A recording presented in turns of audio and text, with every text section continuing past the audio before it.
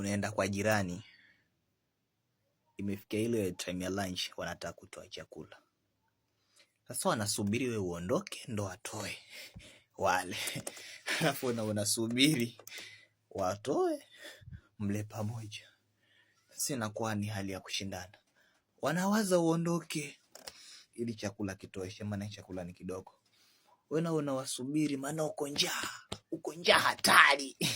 Yaani unaumwa ubao.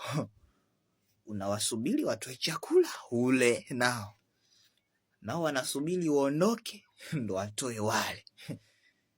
Inakuwa ni ushindani.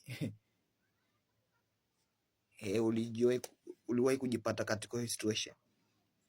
Katika hali hiyo ulijipata?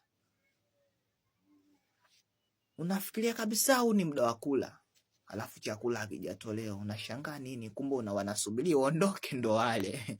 Lakini maisha bwana.